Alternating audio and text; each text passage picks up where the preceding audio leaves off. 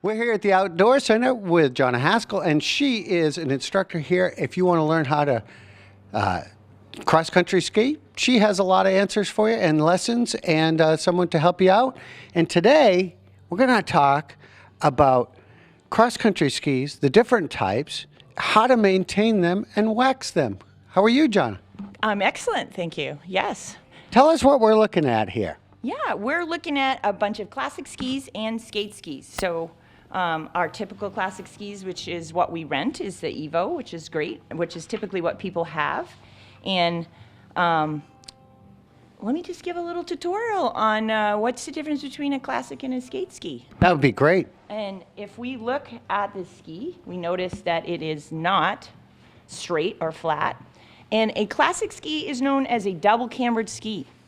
So if you are 150 pounds and you stand on both feet, how much weight do you have on each foot?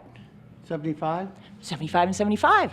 So we'll actually ski on the tips and tails if we're standing on both skis. And it will glide down the hill really nicely. If we want the little grippers to grip in the middle, if we put all our weight on it, we have 150 pounds. Right? And that's why we ask people how much they weigh, because we want to get all the grippers on there to move forward. So if we don't have the scary part of skiing and what we have to work on a lot in diagonal stride is trying to get our grippers to work and move forward. So waxing, a lot of people call these waxless skis. Oh, if I buy these skis, they're waxless. I don't have to wax them. But they're not going to glide on the tip and tail if we don't wax them. And once they turn white, just like your alpine skis, they turn into like Velcro with the snow instead of gliding. So waxing is key and essential with all skis because we want to glide on a layer of water, basically out there. So there's that type of ski, this lovely new technology of skin skis, which is your grippers in there. And then there's a ski where we would actually put, the racers use actual grip wax instead of a skin or scale to get our grip to move. So that would take the place of this? That would take the place of this. So that would just be, it would look a lot like a skate ski, but we would actually have a section where we would actually put in wax.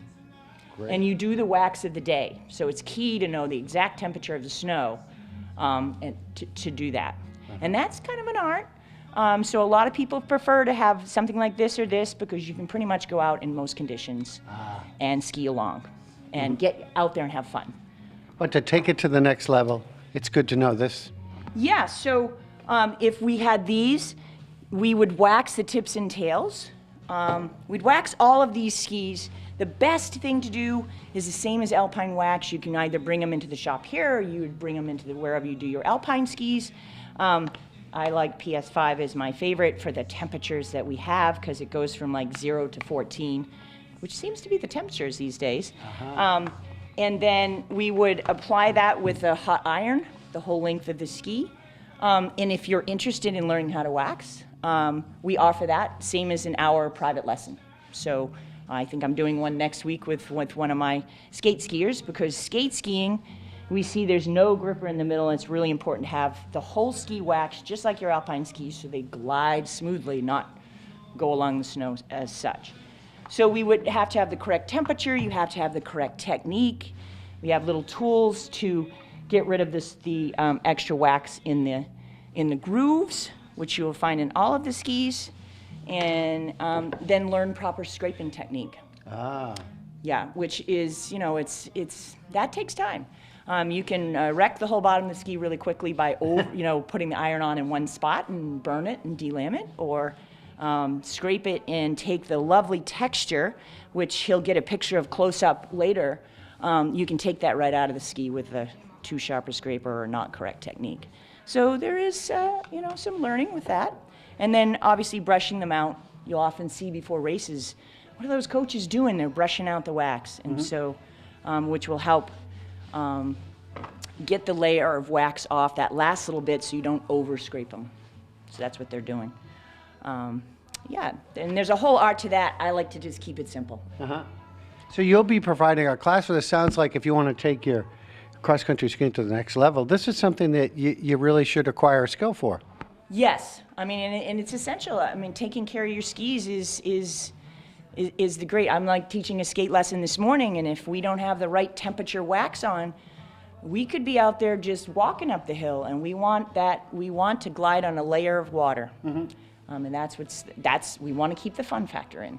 Fun factor is important. Oh, yes, gliding is important. So for this, also, like, you don't have to do it every time you wax. And I look and just see, once these get a little bit white, these skis are in all perfect condition. All have been waxed. I use a cleaner, particularly in the spring when you get into dirty snow, you'd want to clean it. And then the skincare is actually just a wax that you put on the top. So you don't always have to clean it or strip it out, but I usually do that, every 2 or 3 times I wax my skis. And I wax my skis probably every 2 or 3 days, believe it or not. But, I do a lot of K, so it's important to take care of your skis. A lot of K. A lot of K, a lot of kilometers, a lot of K.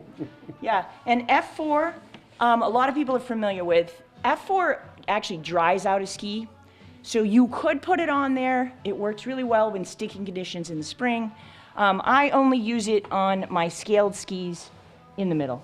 That's the only place that I really use it. And I might use it in the spring, like April, when it's super, super sticky. Otherwise, when you put this on there, it actually dries the base out. It kind of takes the other wax out over time. So they've come up with new technology these days. It doesn't last as long as the iron. It's way simpler, and you spray it on. A little more expensive. You spray it on your ski. You brush your ski first, spray it on your ski, rub it in. Same with the F4. I could rub it in, and then we would flip it over and shine it up. And you'll notice these skis are pretty shiny, and that's because they've been brushed out with a nylon brush. And then we have several different types of spray-on wax depending on the temperature. So this temperature, I believe 6 is 10 to 25 degrees. Yep. So yeah, you got to buy more than one. You can't just. But usually 6 lasts in most of our conditions and lasts the longest. So I like 6. I like 5. Those are my favorites. Of course, all the rental skis you get here, these have already been waxed. They're in beautiful condition. Yeah. We've got our pros in the back shop that are doing a great job. Yeah, it's a full-time job just keeping up with keeping them waxed. Tell us when this class is so people can come down and learn how to do the proper waxing. You can call up anytime. You could sign up for a lesson online, but the lessons are signed up for specific times. But during any lesson slot, I can do a waxing clinic, and I would bring your skis down. I'd teach you how to do it there, and then make recommendations about what to purchase, or what do you have and what would be good to add. And I actually make you do it so that you learn how to do it, and give you proper critique. Right. So you can call anytime. Leave a message for Johnna down at the desk, and I will call you back. And anyone that wants to learn. So we have the package lesson. Like, we have 3 lessons. If you have a lesson left and you can't get to it, but you'd like to learn how to wax your skis or put them away, we could use that hour for that. So you get an hour of ski pro time. Learning whatever it is you'd like to learn. Take your skiing to the next level with Johnna Haskell in the Outdoor Center. Come on down here. Great information, and this is a lot of great information for people to know, and they can find out more. Come on down and say hello to Johnna. Thank you so much. You're welcome. I hope to see you all soon.